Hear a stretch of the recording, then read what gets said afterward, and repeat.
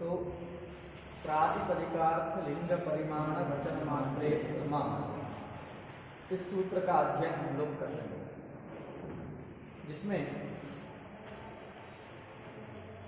प्रातिपदिकार्थ मात्रे प्रथमा इसका क्या अर्थ होता है तो हम लोगों ने जाना। प्रातिपदिकार्थ बोधकम प्रातिपदिकार्थेतरा बोधकम यत् प्रातिपदिकम तपः प्रथमा।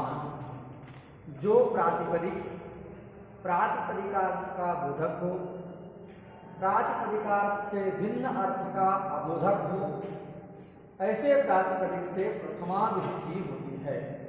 यह सूत्र का अर्थ हुआ। फिर प्रश्न होता है प्रातिपदिकार्थ क्या है। जब हम प्रातिपदिकार्थ जानेंगे तभी हम निश्चय कर सकते हैं कि वो शब्द प्रातिपदिकार्थ का बोधक है अथवा तद्भिन्न का बोधक है। तो प्रातिपदिकार्थ शब्द बना कैसे है इसको हमने देखा। प्रातिपदिकस्य अर्थः इति प्रातिपदिकार्थः। प्रातिपदिकस्य इत्यत्र प्रातिपदिक इत्यनेन प्रातिपदिकः बुध्यते। षष्ठ्या तत्र जन्यत्वम् अस्माभिः स्वीक्रियते। षष्ठ्याः जन्यत्वमर्थः। अर्थ उपयाञ्चायां यः धातुः वर्तते तस्य अत्र बोधः अर्थः। तदुत्तरवर्तिनः घञ् प्रत्ययस्य सविषयकधातुसमभिव्याहारे कर्मप्रत्ययार्थो विषयताश्रयः इति नियमानुरोधेन विषयताश्रयः अर्थः अस्माभिः स्वीकृतः। तथा च प्रातिपदिकार्थशब्देन प्रातिपदिकजन्य बोधविषयताश्रयः इति अर्थः अस्माभिः लब्धः। तत्र प्रातिपदिकजन्य बोधविषयताश्रयः कः इति जिज्ञासायां स्वार्थो द्रव्यञ्च लिङ्गञ्च संख्याकारकमेव च ममी पञ्चैव नामार्थाः त्रयः केषाञ्चित् अग्रिमाः इति कारिका अस्माभिः अधीता। अमुस्यां कारिकायां पक्षद्वयं प्रतिपादितमस्ति। तत्र प्रथमः पक्षः पंचकं प्रातिपदिकार्थः इति, द्वितीयः पक्षः त्रिकं प्रातिपदिकार्थः। पक्षद्वयेपि प्रातिपदिकार्थ लिंग परिमाण वचन मात्रे प्रथमा इति सूत्रस्थस्य लिंगग्रहणस्य वैयर्थ्यमस्ति।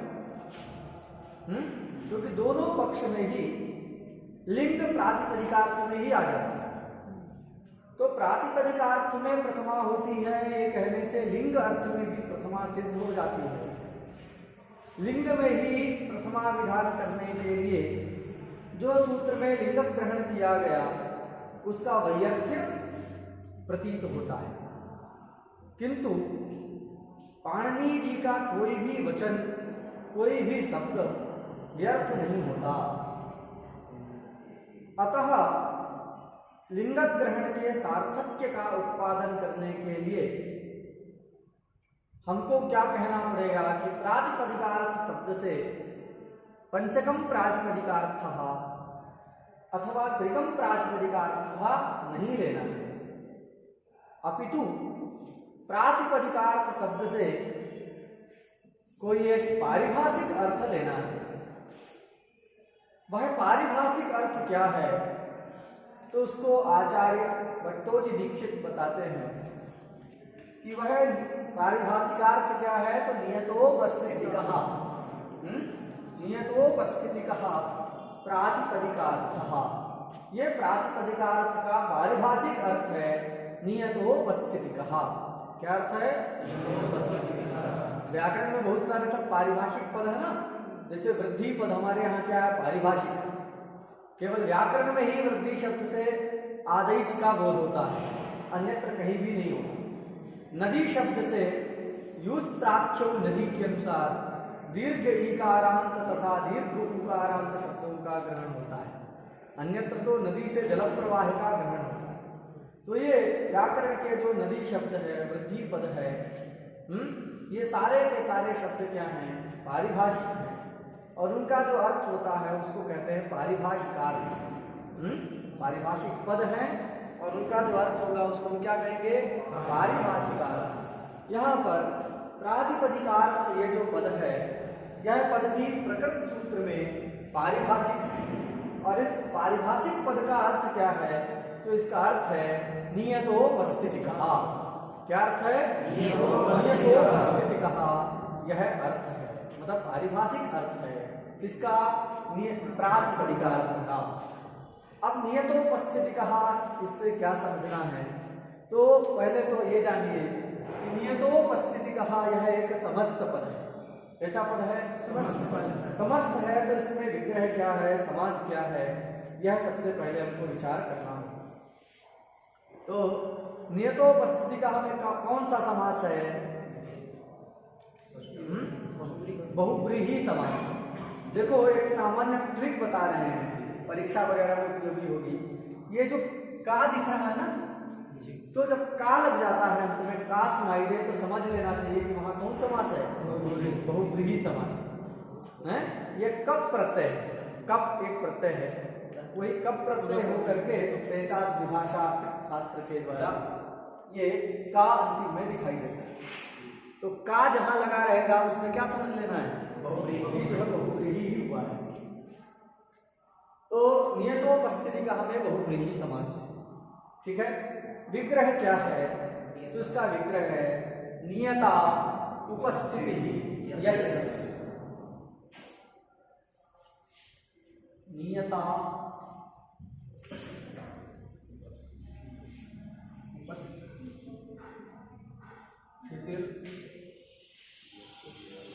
यस्य। क्या विग्रह है? नियता उपस्थिति यस्य। असौ नियतोपस्थितिकः। रचना गई नियता उपस्थिति यस्य सा नियतोपस्थितिकः। अब ये तो विग्रह हमने कर लिया, इसका अर्थ क्या है? तो अर्थ पर हम विचार करते हैं। नियतोपस्थितिकः का मतलब क्या है? तो देखो जो नियता शब्द है, क्या शब्द है? नियता। यह उपस्थिति का विशेषण है। उपस्थिति कैसी होनी चाहिए? नियता उपस्थिति होनी चाहिए। उपस्थिति शब्द स्त्रीलिंग में है, इसलिए वहां पर भी स्त्रीलिंग में हमने लिखा है नियता उपस्थिति यस्य। नियता का अर्थ क्या है? नियता का अर्थ है निश्चिता। नियता का अर्थ क्या है? निश्चिता। ठीक है। नियता का अर्थ क्या हो गया? निश्चिता अथवा व्यापिका। व्यापिका और परिष्कार में नहीं जाएंगे, परिष्कार में थोड़ा सा भिन्न शैली हो जाएगी, लेकिन इसकी सामान्य अर्थ आप क्या समझ लीजिए? नियता का मतलब है निश्चिता। तो निश्चिता उपस्थिति ही यस्य। जिस अर्थ की निश्चय रूपेण उपस्थिति हो रही है वही अर्थ प्रातिपदिकार्थ कहलाता है। नियता अर्थात निश्चिता, व्यापिका, उपस्थिति ही यस्य। यस्य अन्य बहुव्रीहि है, बहुव्रीहि अन्य पदार्थ प्रधान होता है, तो यहाँ अन्य पदार्थ किसको लेंगे? अर्थ। तो निश्चित है नियता अर्थात निश्चिता उपस्थिति यस्य अर्थस्य स अर्थः नियतोपस्थितिकः स एव प्रातिपदिकार्थः। बात सुना गई? जिस अर्थ की निश्चय रूपेण उपस्थिति होती है वह अर्थ नियतोपस्थितिकः कहलाता है, और जो नियतोपस्थितिकः है वही क्या है? प्रातिपदिकार्थ। बात सुना गई? नहीं समझ में आया? उसको ऐसा समझिए कि देखिए कोई हम शब्द उच्चारण कर रहे हैं, उस शब्द से जो अर्थ सर्वदा भाषित हो, जिस अर्थ का नैयत्तेन सर्वदा भान हो, वही अर्थ उस प्रातिपदिक का अर्थ कहलाएगा, अर्थात प्रातिपदिक का अर्थ कहलाएगा। एक उदाहरण के लिए बताते हैं। एक राम प्रातिपदिक क्या है? राम। अब हम राम शब्द का जब रूप चलाते हैं तो राम राम रामा राम राम रामान रामेण रामाभ्याम रामैः इत्यादि इत्यादि रीति से उसके रूप चलते हैं। सब जगह राम प्रातिपदिक है कि नहीं है? जो 21 रूप बनते हैं उन सभी जगह राम प्रातिपदिक का उच्चारण है कि नहीं है? तो अब उस प्रातिपदिक के उच्चारण करने में जो अर्थ सब जगह आएगा वो है अर्थ, उस प्रातिपदिक का अर्थ कहलाएगा, मतलब प्रातिपदिक अर्थ कहलाएगा। देखो राम कहने पर राम इस अर्थ का बोध होता है कि नहीं? होता है। अब राम का बोध होगा तो उसमें रहने वाले रामत्व धर्म का बोध होगा कि नहीं? स्वार्थ का भी बोध होगा। तो राम रामत्व यह अर्थ होता है। राम कहने से पुंस्त्व का भान होता है कि नहीं? बोली तो पुंस्त्व का भान होता है। रामेशु में भी वो है कि नहीं? रामेशु में जो राम है उस राम से भी राम रामत्व पुंस्त्व, और उसमें और कह सकते हैं तो पुंस्त्वत्व। अब जो है रामत्व किस संबंध से रहेगा? तो समवाय संबंध से रहता है। तो इतने हम कह सकते हैं कि राम प्रातिपदिक जहां जहां है वहां वहां राम रामत्व पुंस्त्व पुंस्त्वत्व और समवाय इतने अर्थ सब जगह। कुछ बढ़ते घटते रहते हैं, जैसे रामम कह रहे हैं तो वहां इतने तो रहेंगे ही, ये 5 तो है ही। उसके अतिरिक्त क्या आ जा रहा है? कर्मत्व आ जा रहा है। उसके अतिरिक्त क्या है? एकत्व बोधित हो रहा। रामम एक वचन संज्ञक है तो एकत्व भी प्रतीत हो रहा। वही हम रामेशु बोलते हैं तो वहां रामेशु में जो राम है उससे राम रामत्व पुंस्त्व पुंस्त्वत्व समवाय इतने तो है ही, उसके साथ साथ अधिकरण का बोध हो रहा है कि नहीं? और किसका बोध हो रहा है? बहुत्व का बोध हो रहा है। वह बहुत्व और अधिकरण राम में है, महात्मा में। राम प्रातिपदिक तो है लेकिन एक जगह राम प्रातिपदिक से अधिकरणत्व और बहुत्व का भी बोध होता है रामेशु में, और रामम में जब राम प्रातिपदिक है वहां पर अधिकरणत्व और बहुत्व का बोध नहीं होता, अपितु कर्मत्व और एकत्व का बोध होता है। रामात में अपादानत्व का बोध होगा, एकत्व का बोध होगा, वहां अधिकरणत्व नहीं रहेगा, वहां पर जो है बहुत्व नहीं रहेगा। बात सुना गई? तो ये क्या समझे हम लोगों ने क्या समझा कि कुछ अर्थ जो है निश्चित रूपेण सर्वदा भाषित होते हैं, हो रहे नहीं? जैसे 7 विभक्तियां हैं, उन 7 विभक्तियों में जो 21 रूप बने उन सभी रूपों में प्रातिपदिक राम का उच्चारण है, और सब जगह उस राम से राम रामत्व पुंस्त्व और समवाय ये अर्थ सर्वदा भाषित होते हैं। ऐसा कहीं पर भी राम नहीं है जहां पर ये अर्थ प्रतीत ना हो रहे। ये कभी भी ये अर्थ जो कभी भी राम शब्द को छोड़ के नहीं जा रहे हैं। बाकी अर्थ क्या हो रहा है? छोड़ दे रहा है, हो रहा नहीं? अधिकरणत्व जो है द्वितीया में नहीं है, उसको छोड़ दिया। कर्मत्व जो है सप्तमी में नहीं प्रतीत होगा। तो ये सब जो अर्थ क्या है वो नियमेन उपस्थित नहीं है। राम शब्द से कहीं पर कर्मत्व, कहीं पर करणत्व, कहीं पर संप्रदानत्व, कहीं अपादानत्व, कहीं अधिकरणत्व, कहीं एकत्व, कहीं बहुत्व, कहीं द्वित्व, ये सारे अर्थ भी राम शब्द से भाषित होते हैं। लेकिन ये क्या होते हैं कि राम शब्द को कहीं कहीं छोड़ देते हैं। शब्द तो है किंतु ये अर्थ नियमेन भाषित नहीं हो रहे, कहीं पर हो रहे हैं कहीं पर नहीं हो रहे हैं। तो ये सब जो अर्थ होंगे, कारक रूपी अर्थ जो है, जो संख्या रूपी अर्थ हुआ, वो सारा अर्थ क्या है? नियमेन उपस्थित नहीं हो रहा। बात सुना गया? वो नियमेन उपस्थित नहीं है तो सारे कारक रूपी अर्थ प्रातिपदिकार्थ कहलाएंगे? नहीं कहलाएंगे। बात सुना गया? चाहे वो कर्म हो, करण हो, संप्रदान हो, ये सर्वदा भाषित नहीं हो रहे। तत्त प्रत्यय के आने पर वो सब भाषित होने लगते हैं, वो प्रत्यय नहीं रहेगा तो ये सारे अर्थ प्रतीत नहीं होते। अतः इनका नियमेन उपस्थिति ना होने के कारण, निश्चयेन इन अर्थों की उपस्थिति ना होने के कारण ये सारे कर्मत्व, करणत्व, अपादानत्व, संप्रदानत्व आदि रूप जो अर्थ हैं वे अर्थ क्या नहीं कहलाएंगे? प्रातिपदिकार्थ नहीं कहलाएंगे। किंतु सर्वदा कौन भाषित हो रहा है? राम, रामत्व, पुंस्त्व, पुंस्त्वत्व, समवाय, ये सारे अर्थ वहां नैयत्येन भाषित हैं, निश्चित रूप से भाषित हो रहे हैं। अतः वही सब जो क्या कहलाएंगे? प्रातिपदिकार्थ वही सब राम प्रातिपदिक के अर्थ कहलाए। बात सुना गया? तो पंक्ति से भी समझना गया। नियता अर्थात निश्चिता उपस्थिति यस्य अर्थस्य, ठीक है, जिस अर्थ की निश्चय रूपेण उपस्थिति सर्वत्र होती है वही अर्थ प्रातिपदिकार्थ कहलाता है। बात सुना गई है? उसके लिए पंक्ति अगर आप याद कर लें तो आपको ये समझने में और आसानी होगी। क्या पंक्ति है? तो एक पंक्ति है, यस्मिन् प्रातिपदिके उच्चारिते यस्यार्थस्य नियमेन उपस्थितिः स तदर्थः।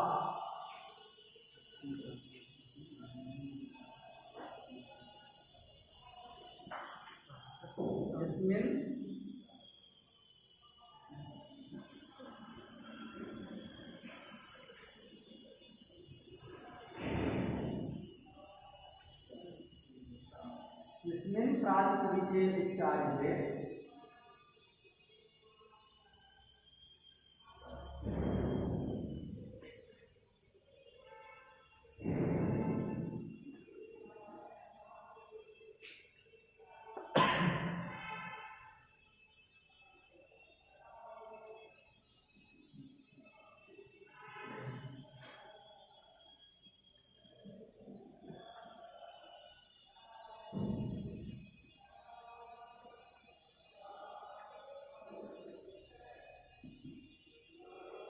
ठीक है, यस्मिन् प्रातिपदिके उच्चारिते यस्यार्थस्य नियमेन उपस्थितिः स तदर्थः। तदर्थः मतलब प्रातिपदिकार्थः। तो जिसको एक प्रातिपदिक उच्चारण कर रहे हैं उस प्रातिपदिक के उच्चरित होने पर जो जो अर्थ नियमेन उपस्थित होगा, सर्वदा भाषित होगा, वही अर्थ क्या कहलाएगा?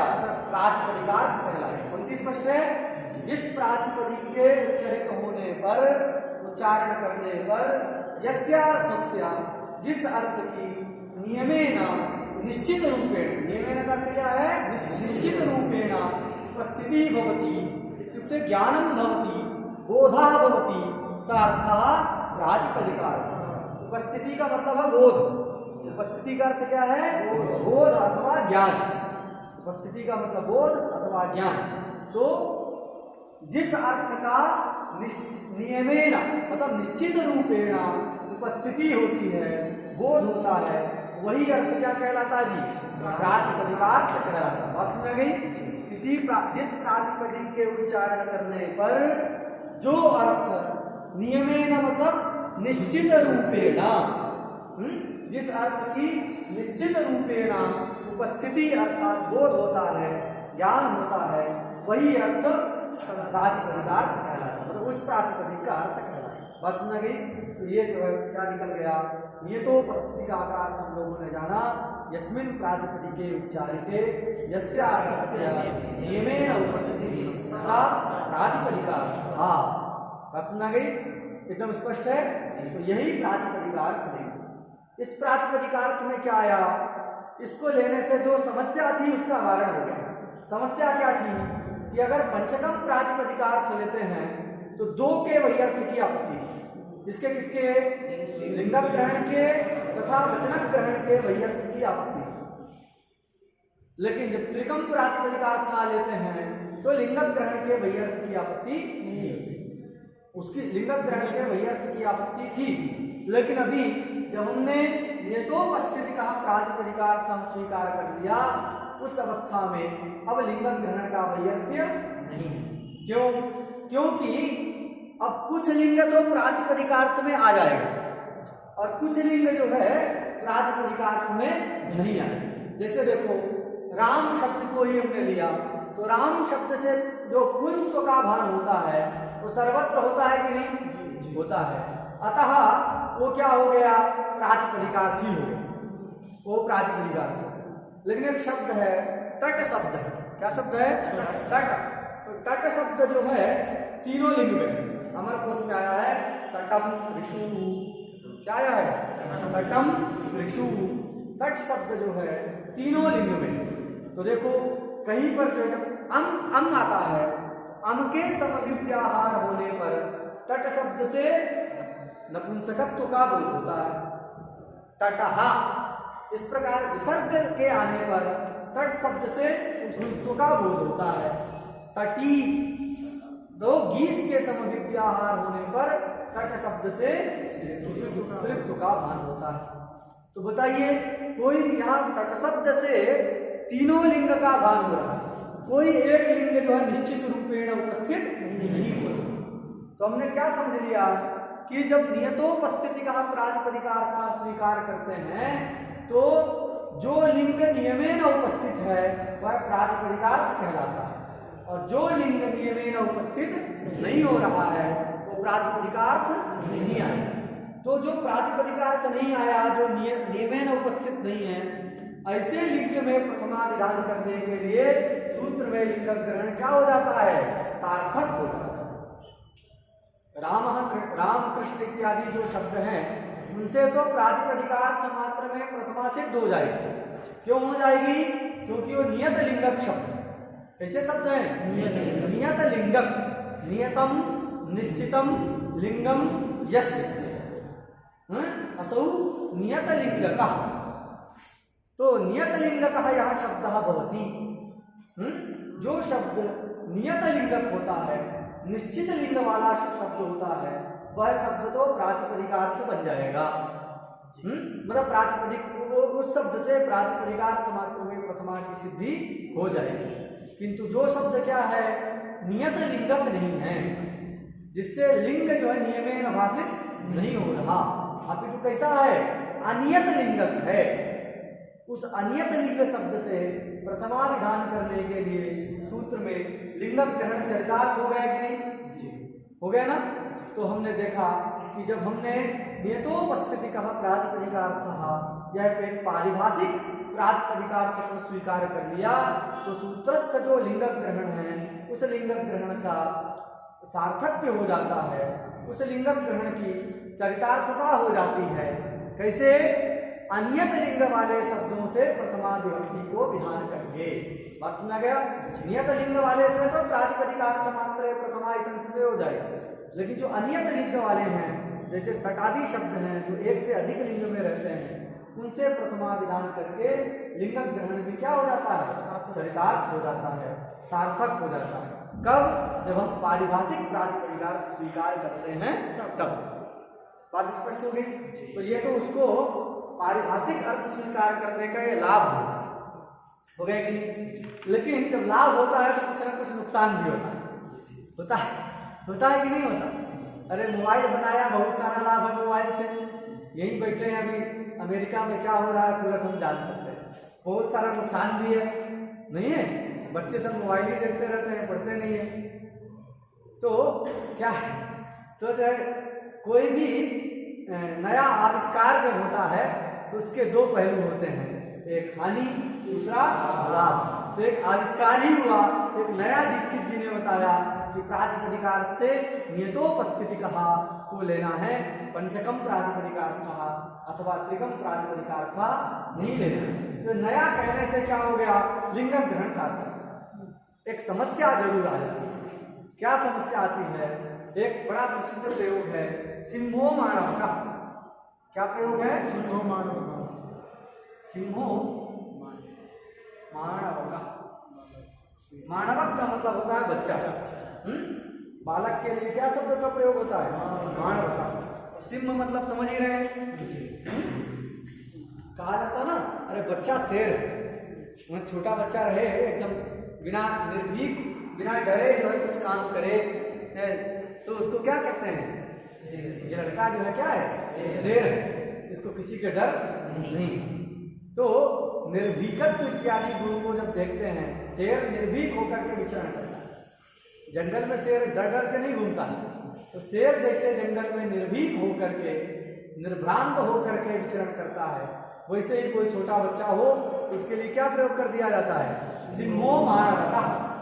क्या प्रयोग होता है? सिंहो मानवकः। ये बालक क्या है? शेर है, ये तो शेर है, ऐसा कहते हैं ना। तो ये उसके लिए प्रयोग है सिंहो मानवकः। कोई ब्रह्मचारी है, अत्यंत पवित्र है, नित्य जो है त्रिकाल संध्या करता है, कठोर ब्रह्मचर्य का पालन करता है, पूरे दिन वेदाभ्यास करता है, तो एकदम अत्यंत पवित्र है, तो उसके लिए प्रयोग होता है अग्निर वटु। ये वटु क्या है? अग्नि। अग्नि मतलब हो, जैसे अग्नि पवित्र है वैसे ये भी पवित्र, जैसे अग्नि तेजस्वी है वैसे ये भी तेजस्वी है। अग्निर्माणवकः ये भी हो जाएगा। वो बच्चा ऐसा है उसके लिए अग्निर्माणवकः, सिंहो माणवकः, ये सारे प्रयोग होते हैं। ये सब कैसे प्रयोग है? ये लाक्षणिक प्रयोग। कैसे प्रयोग है?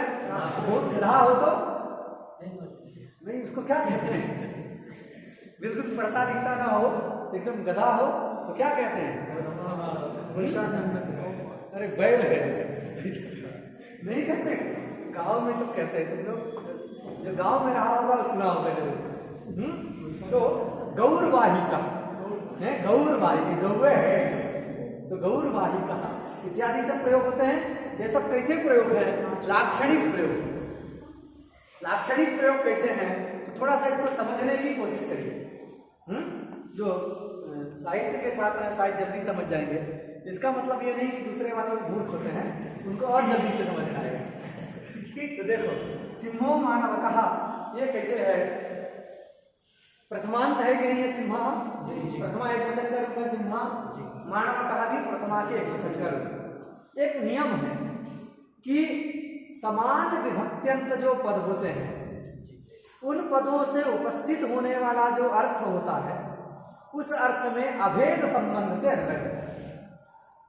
नहीं समझ में नियम? पहले एक उदाहरण देखो। यहां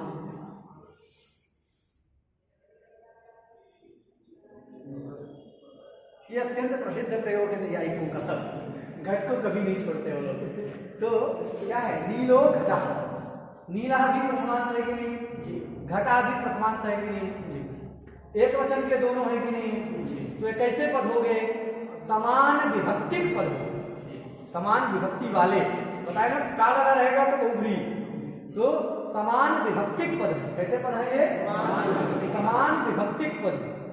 अब समान विभक्तिक जो दो पद होते हैं उनसे उपस्थित होने वाला जो अर्थ, उन अर्थों में परस्पर क्या होता है जी? अभेद होता है, कोई अंतर। नीलो घटा का मतलब क्या होता है? नीला घड़ा।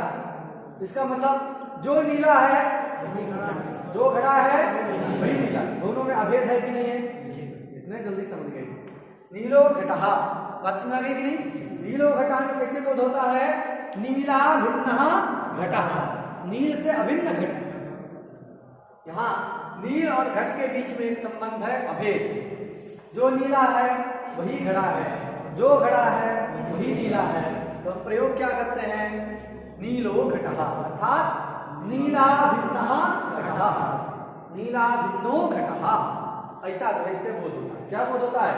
नीला भिन्नो घटः। तो नील का मतलब हो कलर मत समझ लेना। नील शब्द का अर्थ कलर नहीं है, हैं? क्या है? कलर नहीं है। नील का मतलब कलर वाला। अरे कलर, नील, नील शब्द, नीला मतलब ब्लू नहीं।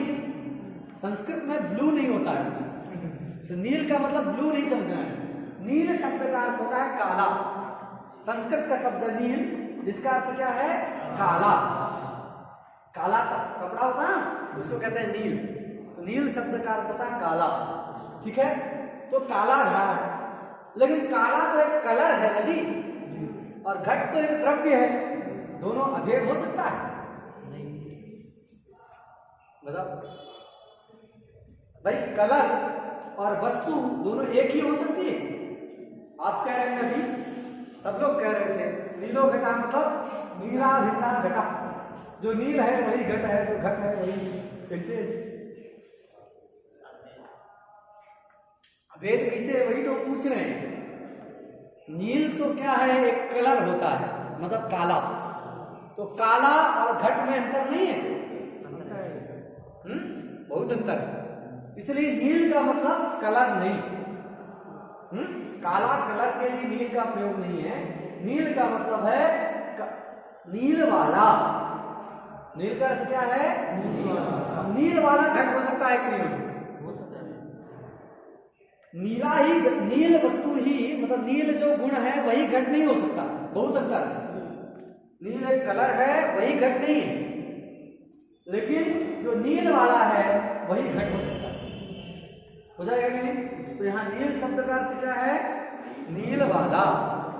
समझ में आ गया कि नहीं समझ में आ रहा? इसलिए थोड़ा व्याकरण पढ़ना चाहिए पहले से। कैसे होता है? एक व्याकरण में जब वाला अर्थ को बताना हो ना, तो उसके लिए एक प्रत्यय होता है, वो है मतुप प्रत्यय। क्या होता है? मतुप प्रत्यय होता है। मतुप प्रत्यय हो जाता है तो उससे वाला अथवा आश्रय इस अर्थ का बोध होता है। जैसे हम बताते हैं बुद्धिमान मतलब बुद्धि वाला अथवा बुद्धि का आश्रय, जिसमें बुद्धि है। तो बुद्धि वाला तो हिंदी में है, संस्कृत में कहना है तो क्या कहोगे? बुद्ध्याश्रय। हो गया कि नहीं? बलवान मतलब बल का आश्रय अथवा बल वाला, है कि नहीं? धनवान मतलब धन वाला। विद्यावान मतलब विद्या वाला अथवा विद्या का आश्रय। हो गया कि नहीं? तो ये मतुप प्रत्यय जब लगता है तो आश्रय अथवा वाला इस अर्थ का बोध हो जाता है। नील शब्द में भी मतुप प्रत्यय हुआ है। क्या प्रत्यय हुआ है? मतुप प्रत्यय हुआ है। अब सब आश्चर्य में पड़ गए, मतुप प्रत्यय हुआ है तो क्या बनना चाहिए? नीलवान। नीलवान होना चाहिए। जैसे विद्यावान है उसे क्या होना चाहिए? नीलवान होना चाहिए। कहाँ गया? दिख तो नहीं रहा। तो एक वार्तिक है जो कहता है किसी कलरवाचक शब्द से यदि मतुप प्रत्यय होगा तो उसका क्या हो जाएगा? लुक हो जाएगा। अन्य जगह तो सुनाई देता है विद्या कलर नहीं है ना, विद्या कोई कलर नहीं है, बल कोई कलर नहीं है, धन कोई कलर नहीं है, वो सब द्रव्य है। लेकिन जो कलरवाची गुणवाची जो शब्द हैं, उन गुणवाचक शब्दों से जब मतुप प्रत्यय होता है आश्रय को बताने के लिए, उस मतुप का क्या हो जाता है? लुक हो जाता है। तदस्यास् तस्मिन् इति मतुप। इस सूत्र के व्याख्यान में ही ग्रंथकार लिखते हैं गुणवचनेभ्यो मतुपो लुकिष्टः। हैं? गुणवचनेभ्यो मतुपो लुकिष्टः। गुणवाचक जो है, जिससे अभी द्रव्य को कहना हो, उससे जो है मतुप प्रत्यय जो आता है गुणवाचक शब्दों से, उसका क्या हो जाता है? लुक हो जाता है। तो गुणवाचक था कि नहीं? पहले कलर को ही कह रहा था, कलरवाचक था, इसलिए उससे आश्रय को कहने के लिए मतुप आया। तदस्यास् तस्मिन् इति मतुप से मतुप आया, किंतु उस मतुप का क्या हो गया? गुणवचनेभ्यो मतुपो लुकिष्टः। इस नियम के अनुसार उसका लुक हो गया कि नहीं? लुक हो जाने के बाद भी एक नियम है कि जो शेष बच जाता है वो लोप होने वाले अर्थ को भी बताता है। लोप हुआ जो पद है उसके अर्थ को भी बताता है। ये कोई अपूर्व बात नहीं है। आप रामा प्रयोग पढ़ेंगे कि नहीं, तो वहां क्या स्थिति रहती है? राम राम राम, तीन राम कहना है तो राम राम राम अथवा रामश्च रामश्च रामश्च ऐसा हम लिखते हैं। फिर वहां सूत्र लगता है स्वरूपाणाम एक शेष एक विभक्तौ। उससे क्या होता है? एक शेष बचता है, बाकी सबका लुक हो जाता है। जो शेष बचता है वो लोप होने वाले दो राम थे, उनके अर्थ को भी बताता है। इसलिए रामा में जो राम है उससे तीन राम का बोध होता है कि नहीं होता? कैसे होता है? नियम है यह शिष्यते सलुप्यमानार्थाभिधायी। क्या नियम है? यह शिष्यते सलुप्यमानार्थाभिधायी। ये प्रकट का तो नहीं है, लेकिन चलो लीला को बताने के लिए हम बता दिए हैं। यह शिष्यते सलुप्यमानार्थाभिधायी, जो शेष बचता है वह लुप्यमान के अर्थ को भी कहता है। बात सुना गया? जैसे वहां राम एक शेष बचा, वो लुप्य होने वाले जो लुप्यमान जो दो थे उनके अर्थ को भी कह रहा था। वैसे ही शेष बच गया प्रकृति, प्रत्यय तो चला गया, मतुप जो आया था उसका लुक हो गया, लेकिन शेष जो नील बचा है वो मतुप के अर्थ को भी कहेगा। तो मतुप का अर्थ क्या है? आश्रय। क्या अर्थ है? आश्रय। तो नील शब्द किसको कह रहा है? कलर को नहीं कह रहा है, अब तो नील कलर के आश्रय को कह रहा है। तो क्या अर्थ होगा? नीलो घटा मतलब नीलाश्रया भिन्नः घटः। नील का मतलब नीलाश्रय, और उस नीलाश्रय से अभिन्न घट। अब कोई दिक्कत नहीं, जो नीलाश्रय है वही घट है, जो घट है वही नील कलर का आश्रय है। बात सुना गया? जो घट है वही नील कलर का आश्रय है और जो आश्रय है वही घट है, तो दोनों में अभेद हो जाता है कि नहीं? नीला भिन्ना घटा। बोलिए, आप कोई दिक्कत नहीं। नीला भिन्ना घटः, नीला भिन्नो घटः, ये बोध होगा। लेकिन याद रखना है नील का मतलब कलर नहीं, अब तो नील का मतलब नीलाश्रय। तो यहाँ नीलो घटः से क्या बोध होता है? नीला भिन्नो घटः। समझना गया? ऐसा बोध होता है। क्यों? क्योंकि एक नियम हम जानते हैं कि समान विभक्त्यंत जो पद, उन पद से उपस्थित होने वाला जो अर्थ, उन अर्थों में क्या होता है जी? अभेद होता है। ये कठिन लग रहा हो तो आपका परिचित उदाहरण बता रहे हैं। सुंदरः बालकः, सुंदरः बालकः अथवा सुंदरी बालिका। तो ये सुंदरः कौन है जी? जो बालक है वही सुंदर है, जो सुंदर है वही बालक है। दोनों में भेद है कि नहीं? सुंदरः बालकः से क्या बोध होता है? सुंदरा भिन्नो बालकः। क्या बोध होगा? सुंदर से अभिन्न बालक, कोई अलग नहीं। सुंदर कोई और हो, बालक कोई और हो, ऐसा नहीं। जो सुंदर है वही बालक है, जो बालक है वो सुंदर, वही सुंदर है। तो सुंदरः बालकः से क्या बोध होता है?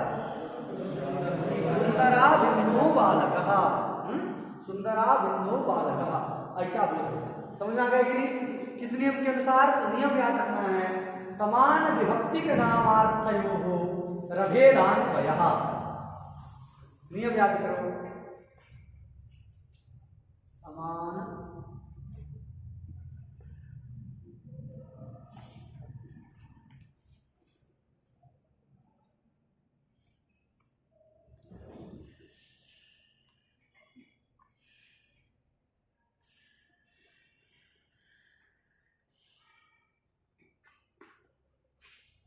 समान विभक्तिक नामार्थयोर अभेदान्वयः। समान विभक्तिक नामार्थयोर अभेदान्वयः, यही नियम ये नीलो घटा में भी लग रहा है, सुंदरा बालिका में भी लग रहा है, सुंदरी बालिका में भी लगे। तो ऐसे जहां भी समान विभक्त्यंत दो पद रहेंगे, विशेष से विशेषण भाव होगा, उनमें क्या रहता है? अभेद। चाहे वो प्रथमांत थी, वो जरूरी नहीं। दो षष्ठ्यंत हैं, जैसे हम कहते हैं सुंदरस्य राज्ञः पुत्रः, तो सुंदरस्य और राज्ञः ये दोनों समान विभक्त्यंत है कि नहीं? सुंदरस्य और राज्ञः दोनों समान विभक्त्यंत हैं, तो उनसे उपस्थित होने वाला जो अर्थ है उनमें क्या हो जाएगा? अभेद। तो क्या अर्थ बोध होगा? सुंदरा भिन्न जो राजा, सुंदरा भिन्न जो राजा, उसका पुत्र। समझा गया कि नहीं? पुत्र के साथ नहीं है, क्योंकि जो समान विभक्त्यंत है उन्हीं में अभेद होता है। किस क्या नियम है? समान विभक्ति नामार्थयोर अभेदान्वयः। समान विभक्ति वाले जो पद, ठीक है, समान विभक्ति कौन होंगे? पद। समाना विभक्ति ययो, जिनकी समान विभक्तियां हैं उन पदों को क्या कहेंगे? समान विभक्ति पद। जैसे नीलो घटः, सिंहो माणवकः, सुंदरः बालकः, तो ये सब जगह जो है वो क्या है? समान विभक्ति पद, समान विभक्ति वाले पद। उनसे उपस्थित होने वाला जो कौन? नामार्थ। नामार्थ मतलब प्रातिपदिकार्थ। उन पदों से उपस्थित होने वाला जो प्रातिपदिकार्थ, उन प्रातिपदिकार्थों में क्या होता है जी? अभेदान्वयः। अभेद संबंध से अन्वय होता है। बात सुना गया? समान विभक्त्यंत जो पद, उन पदों से उपस्थित जो अर्थ, उन अर्थों में परस्पर अभेद संबंध होता है। उदाहरण हमने देखा सुंदरः बालकः, वहां आश्रय में लक्षणा नहीं करना है, इसलिए हम आश्रय बता रहे हैं। नीलो भिन्ना में आश्रय में लक्षणा करना है, वो समझने के लिए बता दिया। तो सुंदरः बालकः दोनों ही समान विभक्त्यंत हैं, उनसे उपस्थित नामार्थ हो गए सुंदर नामार्थ और बालक नामार्थ। उन दोनों नामार्थों का, दोनों प्रातिपदिकार्थ का अभेद संबंध से अन्वय कर देते हैं, तो क्या बन जाता है?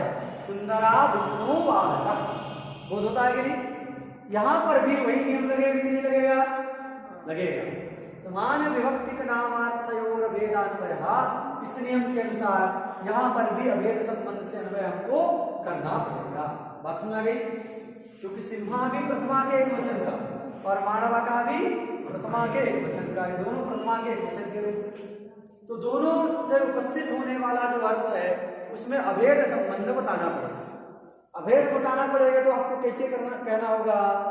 सिम्हा भिन्नो मानव का, सिंह से अभिन्न मानव जो कि बाधित है। सिम्हा का मतलब है शेर, मानवका का मतलब बच्चा, जो बच्चा है शेर, जो शेर है वो मानवक नहीं है क्या? लेकिन बोध तो वही करना है, हमारा नियम है, नियम के विरुद्ध हम नहीं जा सकते। हम लोग तो भाई नियम के अनुसार ही चलते हैं ना। हम लोगों को क्या कहा जाता है? हम लोग लक्षणैक चक्षुष कैसे हैं? लक्षणैक चक्षुष। हमारा मुख्य नेत्र क्या है? लक्षण, नियम। जो नियम कहता है उसी के अनुसार हम काम करते हैं। हम लोग लक्षण को देख करके काम करते हैं। लक्षण कह रहा है कि यहाँ पर यणादेश होगा ही कोई चीज, तो यणादेश हम कर देते हैं। लक्षण कहता है यहाँ पर अयादेश होगा, वहां अयादेश कर देते हैं। हम लक्षण को देख करके काम करते हैं, तो हम लोग क्या कहलाएंगे? लक्षणैक चक्षुष। क्या कहलाएंगे जी? हम लोग क्या है?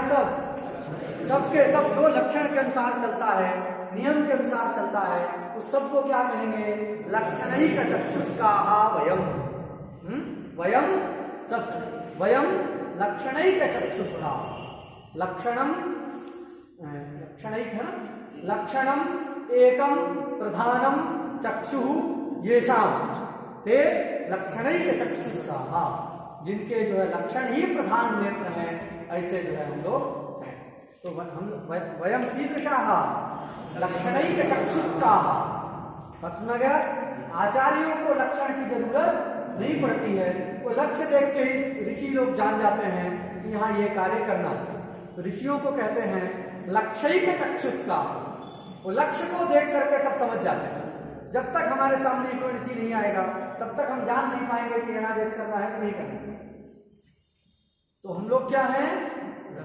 लक्षणैक चक्षुष्काः वयम् और लक्षैक चक्षुष्काः ऋषयः। ऋषि लोग क्या होते हैं? तो लक्षैक चक्षुष होते हैं, लक्षण की उनको जरूरत नहीं। बिना इक्वेंची जो है, इक्वेंची तो पाणिनि जी ने बनाया, उसके पहले महर्षि व्यास ने भागवत लिखा तो उसमें संधि किया है कि नहीं किया? वहां भी तो किया। तो ऋषियों को जो है लक्षण की जरूरत नहीं पड़ती है। लक्षण तो हमारे लिए, तो हमारे लिए लक्षण है, तो लक्षण कह रहा है कि नहीं? लक्षण है समान विभक्ति के नामार्थयोर अभेदान्वयः। कहता है समान विभक्त्यंत पदों से उपस्थापित जो अर्थ है, उन अर्थों में परस्पर क्या होता है? अभेद, ऐसा कहता है। तो यहाँ पर भी अभेद संबंध से अन्वय करना पड़ेगा, जो कि क्या है? बाधित है, संभव नहीं। जो मानवक है वो सिंह नहीं हो सकता, जो सिंह है वो मानवक नहीं हो सकता। इसलिए क्या करते हैं? सिंह शब्द की हम लक्षणा करते हैं। सिंह शब्द की क्या करते हैं? लक्षणा करते हैं। इसमें सिंह सदृश, सिंह शब्द की सिंह सदृश में लक्षणा होती है। तो सिंहो मानव का मतलब सिंह सदृशा, सिंह सदृशा। सिंहा का अर्थ हो जाएगा सिंह सदृशा। मानव कहा है तो सिंहो मानव का अर्थ क्या होगा? सिंह सदृशा भिन्नो मानवकः। अब कोई दिक्कत है? मानवक शेर की तरह तो हो सकता है, जैसे शेर निर्भीक है वैसे मानवक भी निर्भीक है। कोई शेर बहुत जो है क्रूर भी होता है, ऐसे मार के खाए। उसके एक एक मुख नहीं है, 5 मुख है। कितने मुख है? शेर के 5 मुख होते हैं। शेर का एक नाम है पंचानन। क्या नाम है? पंचानन। आनन मतलब मुख, तो जिसके 5 मुख हो उसको क्या कहते हैं? पंचानन। दशानन सुने हो ना, उसका छोटा भाई हो। 5 है पंचानन है। तो शेर का एक नाम क्या है? 5 से शिकार करता है, और जानवर केवल मुख से करते हैं। वो अपने पंजों से भी करता है, 4 उसके पंजे भी उसके मुख ऐसे पकड़ता है, उसे निकाल लेता है उससे। तो जो है सिंह का एक नाम क्या है? पंचानन। तो हम बता रहे थे कि सिंह निर्भीक होता है, वैसे बालक भी निर्भीक है। सिंह क्या है? क्रूर होता है। कोई बालक भी बहुत क्रूर हो तो कहेंगे शेर है, शेर की तरह आचरण कर। मतलब कोई बच्चा है छोटा सा, नाखून बड़े बड़े हैं, ऐसे किसी को पकड़ लिया तो सारा निकाल लिया तो क्या कहेंगे? सिंह वाला का आंधी हो जाएगा। तो ये क्या है? इसका मतलब कि यहाँ सिंह शब्द की सिंह सदृश में लक्षणा बात समझा गया। तो सिंहो मानव कहा, तो सिंहो मानव कहा का क्या अर्थ है? सिंह सदृशा भिन्नो मानव कहा। सिंह पद की सिंह सदृश में लक्षणा है। अब जो सिंह सदृश है वही मानवक है, जो मानवक है वही सिंह सदृश है। बात समझ आ गई? तो प्रयोग तो बन गया, अन्वय भी हो गया, लेकिन समस्या यह है कि इसमें प्रथमा कैसे आई? वाक्य का शब्दबोध तो हो गया, लेकिन अब प्रथमा नहीं आ पाएगी। क्यों? क्योंकि सिंह सदृश जो है, जो सिंह सदृश रूपी अर्थ है वो नियतोपस्थितिक नहीं है। क्या? सिंह गर्जति, सिंह गर्जति, वहां सिंह का मतलब सिंह सदृश है नहीं। तो ये सिंह शब्द से सिंह, सिंहत्व, पुंस्प, पुंस्तत्व, समवाय, ये सारे अर्थ क्या हैं? नियतोपस्थितिक है।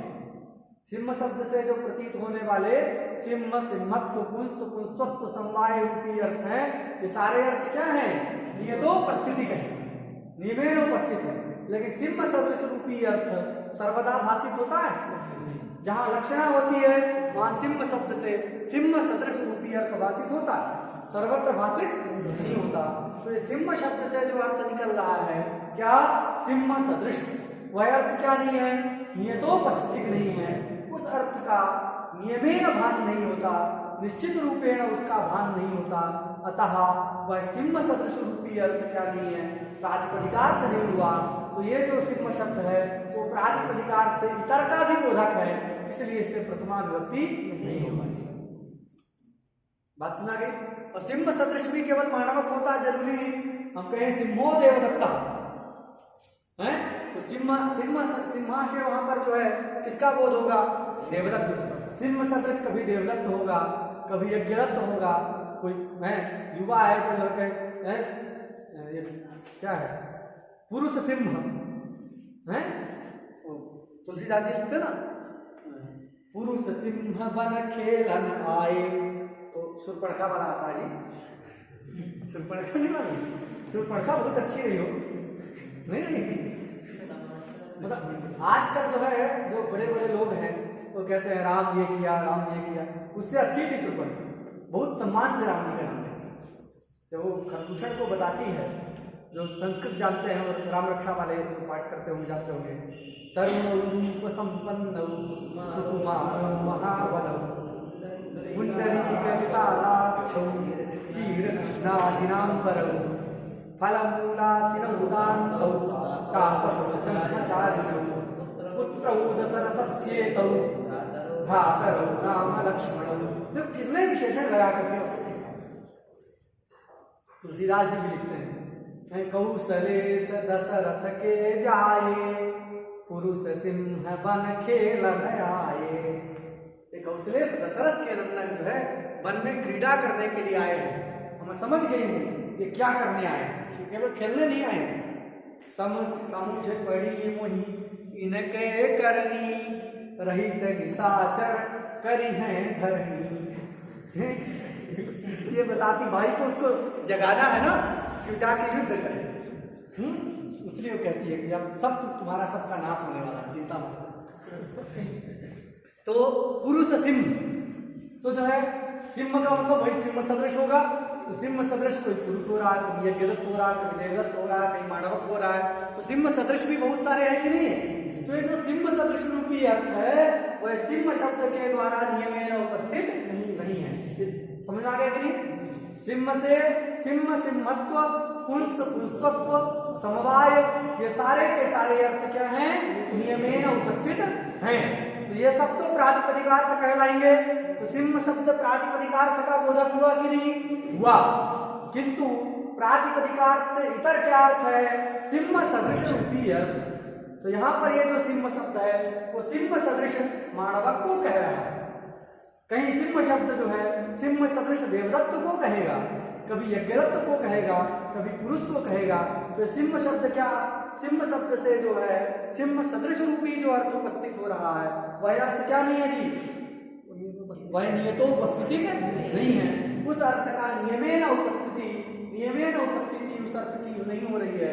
तो जो जिस अर्थ की, ये लिखा था यस्यार्थस्य, जिस अर्थ की नियमेन निश्चित रूपेण उपस्थिति होती है, बोध होता है, वही अर्थ प्रातिपदिकार्थ कहलाता है। तो यहाँ पर सिंह सदृश रूपी जो अर्थ है उस अर्थ की सिंह पद के द्वारा नियमेन निश्चित रूपेण उपस्थिति नहीं है। तो सिंह सदृश रूपी जो अर्थ है वह अर्थ प्रातिपदिकार्थ नहीं कहलाया। तो यह शब्द जो है प्रातिपदिकार्थ से इतर का भी बोधक है, अतः इस सिंह शब्द से प्रथमा विभक्ति नहीं आ पाएगी। तो सिंहो माणवकः ये वाक्य कैसे बनेगा, बन पाएगा? नहीं बन पाएगा। लेकिन प्रयोग तो होता है, प्रयोग होता है। तो ये वैयाकरणों का दायित्व है कि वो कैसे बनेगा इसको बताएं। प्रयुक्तश्चेत् तस्य गति चिंतनीया, नियम है कि अगर शब्द कोई प्रयुक्त है तो कैसे बना है यह सोचना ही पड़ेगा। प्रयुक्तश्चेत् तस्य गति चिंतनीया, वैसा होता है। शिष्टों के द्वारा जो शब्द प्रयुक्त है तो उसकी गति का चिंतन करना चाहिए, उसको बताना है कैसे बना। प्रयुक्तश्चेत् तस्य गति चिंतनीया, शब्द यदि प्रयुक्त है तो उसके गति का चिंतन करना है कि कैसे बना। और शिष्टों के द्वारा प्रयुक्त है, अष्टाध्यायी तो इसीलिए बनाई गई। नए शब्द बनाने के लिए अष्टाध्यायी नहीं हो। व्याकरण में आजकल लोग प्रयोग करते हैं, यूनिवर्सिटी में पूछो कहाँ है तो संस्कृत बोलते हैं तो कहते हैं यूनिवर्सिट्यामस्मि, तो नदी शब्द की तरह चला दिए फैकल्ट्यामस्मि। तो ये जो है फैकल्ट्याम, यूनिवर्सिट्याम इत्यादि नए नए शब्दों को बनाने के लिए व्याकरण नहीं है। ऐसा होता है, अब नहीं सुने, ऐसा बहुत सारे प्रयोग करते हैं लोग। तो नए शब्दों को बनाने के लिए जो व्याकरण नहीं है। व्याकरण किस लिए है तो भाष्यकार कहते हैं शिष्ट परिज्ञानार्था अष्टाध्यायी। भाष्यकार ने कहा, हम नहीं कह रहे। शिष्ट परिज्ञानार्था अष्टाध्यायी, ये उसकी लिख देते हैं। शिष्ट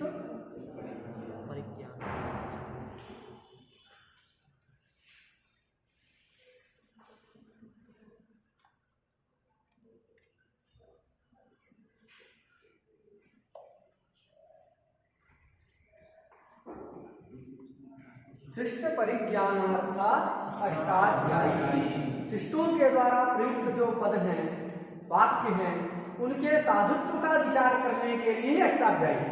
नए नए शब्दों को बनाने के लिए नहीं। अब ये बात अलग है कि जो अंग्रेजी वाले शब्द हैं वो संस्कृत में भी अर्थ अलग है। ऋष धातु है, उससे ऋष धातु है, ऋष हिंसा आयाम। कल ये पढ़ा रहे थे किसी को तो उसमें ऋष हिंसा आयाम धातु आई। अब ऋष का रूप बनाते हैं विच प्रत्यय करके, तो उसमें रेड शब्द बनता है, रेड बनता है, रेड बनता है। अब रेड तो हमारे यहाँ भी है लेकिन उसका मतलब कलर नहीं है। रेड तो बन ही रहा है, ऋष धातु से रेड बनता है, और चर तो कर दिए तो रेट भी बनता है, लेकिन रेट का मतलब मूल्य नहीं है, उसका तो अलग अर्थ। तो चलो कुल मिला के बात यह है कि सिंहो माणवकः वाक्य प्रयुक्त है तो नियम क्या है, प्रयुक्तश्चेत् तस्य गति चिंतनीया, जिसके गति का चिंतन करना होगा कि नहीं। तो क्या कहेंगे, ये जो आपत्ति आप दिखा रहे हो ये आपत्ति जो है यहाँ लगेगी नहीं। क्यों नहीं लगेगी, तो कहे आपने लक्षणा किया ना, लक्षणा का क्रम आपको मालूम होना चाहिए। लक्षणा कब होती है जी, तो देखो लक्षणा का तरीका क्या है, पहले पद बनाया जाता है, या दो पक्ष हैं शब्दों को सिद्ध करने के लिए व्याकरण में, एक वाक्य संस्कार पक्ष और एक पद संस्कार पक्ष। वाक्य संस्कार पक्ष और पद संस्कार पक्ष। पद संस्कार का मतलब स्पष्ट है, पदों को अलग अलग जगह बनाते हैं, बाद में उन पदों को एक वाक्य में हम प्रयोग करते हैं, तो उसको कहते हैं पद संस्कार। जैसे गाड़ियां वगैरह आजकल बनती हैं, बड़ी बड़ी जो मशीनें बनती हैं, उनका पार्ट जो है अलग अलग कंपनी बनाती है। कोई 4 व्हीलर गाड़ी है, उसका टायर बनाने वाली अलग कंपनी है, उसका एसी बनाने वाली अलग कंपनी है, उसका शीशा बनाने वाली अलग कंपनी है, बाकी सबको अलग अलग कंपनियों से उसको खरीद करके फिट करके एक व्यक्ति अलग बेचता है। तो ये इस प्रकार सारे पद अलग अलग बनते हैं। रामः ग्रामं गच्छति प्रयोग करना है, रामः अलग बनेगा, स्वतंत्र बनेगा, ग्रामः ग्रामम स्वतंत्र बनेगा, गच्छति स्वतंत्र जगह बनेगा। सब जगह अलग अलग पदों को बना करके फिर उसका हम वाक्य में प्रयोग करते हैं तो रामः ग्रामं गच्छति वाक्य बनता है। इस प्रक्रिया को क्या कहते हैं? पद संस्कार पक्ष। जहां पदों को अलग अलग संस्कारित किया जाता है, संस्कृत किया जाता है, उन पदों उस पक्ष को क्या कहते हैं? पद संस्कार पक्ष। बात सुना गया? जहां पदों को पृथक पृथक संस्कारित किया जाए, बनाया जाए, उसको पद संस्कार पक्ष।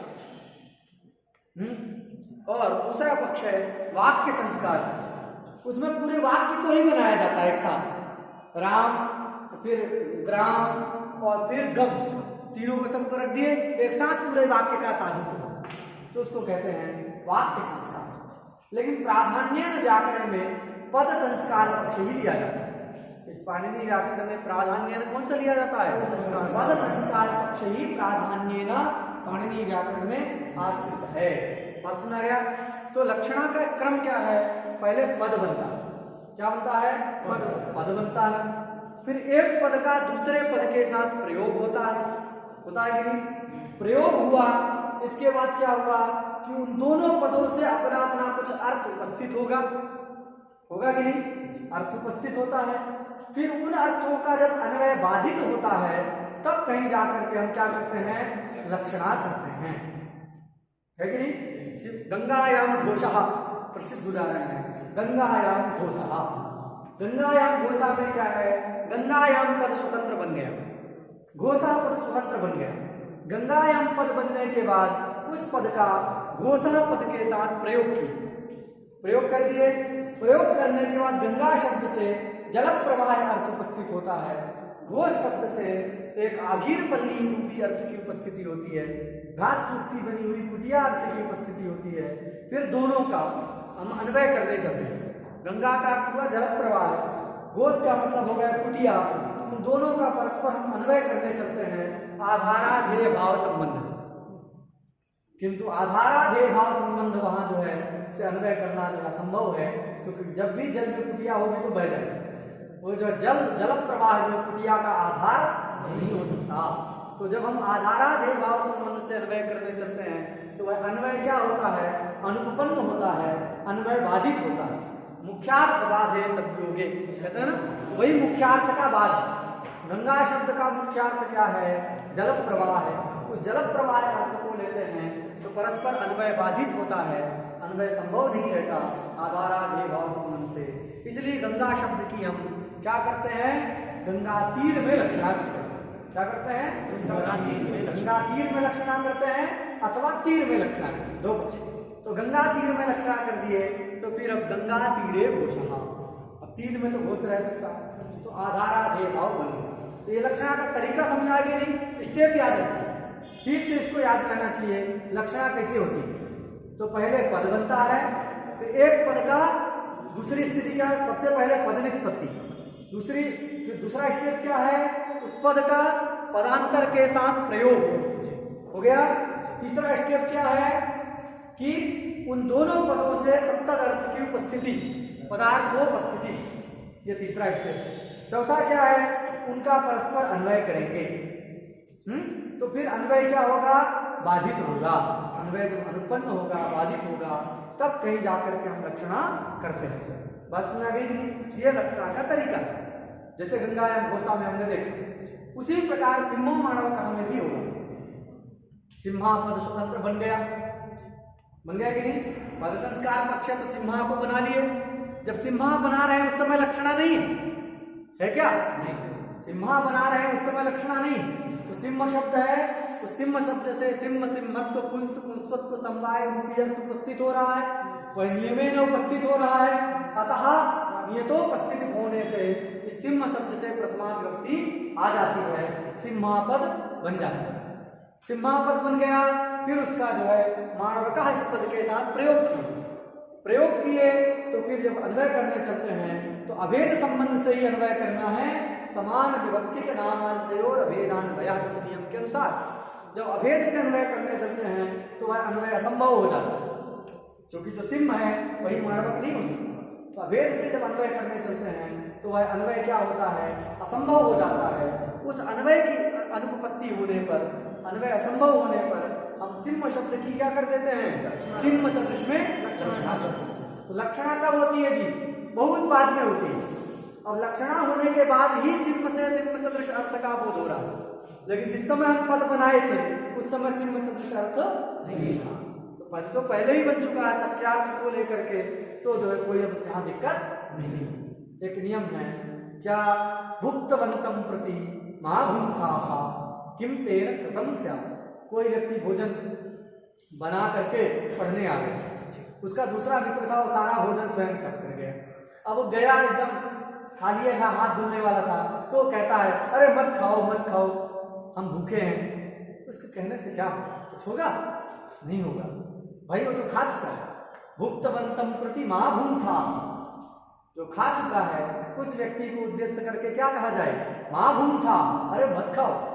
तो इस वाक्य से क्या होगा, कुछ होगा, ये अर्थी भुक्तवंतम प्रति महाभूताः किम तेन कृतं स्यात्, एक नियम। तो यहाँ पर भी वही स्थिति है, सिम्हा शब्द से प्रथमा आ गई, उसका वाक्य में प्रयोग हो गया, इसके बाद सिम्ह सदृश रूपी अर्थ का उपस्थिति हो रहा है, बोध हो रहा है। अब कोई व्यक्ति यदि कहे भैया सिम्ह शब्द तो सिम्ह सदृश को कह रहा है, सिम्ह सदृश रूपी अर्थ क्या है, ये तो उपस्थिति नहीं है, इसलिए इससे प्रथमा विभक्ति नहीं होनी चाहिए। कहने से क्या होगा, प्रथमा तो हो चुकी है अब कहने से कुछ होगा, कुछ नहीं होगा। जैसे वो व्यक्ति भोजन कर चुका है, उसको कोई कहे महाभूताः, अरे मत खाओ, तो उस वाक्य से क्या लाभ। उसी प्रकार कोई व्यक्ति यह कहे कि सिम्ह शब्द का अर्थ क्या है, यहाँ सिम्ह सदृश, और सिम्ह सदृश रूपी जो अर्थ है वह नियमेन उपस्थित नहीं है, इसलिए यहाँ प्रातिपदिकार्थ मात्रे प्रथमा से प्रथमा नहीं आएगी। ऐसा कोई कहेगा तो उसका कहना क्या है, वो भुक्तवंतम की तरह ही है, महाभूताः की तरह ही है। क्यों, क्योंकि प्रथमा तो पहले ही हो चुकी है, लक्षणा होने से पहले ही प्रथमा हो गई, तो इसलिए ये वाक्य की अनुपत्ति नहीं है। बात सुना गई। तो ये जो है हम लोगों ने जाना, तो नियतोपस्थिति का प्रातिपदिकार्थ ही लेना है। इसके उदाहरण विचार करेंगे थोड़ा सा, समय कितना हो गया, चलो ठीक है, तो अब उदाहरण हम कल पढ़ेंगे।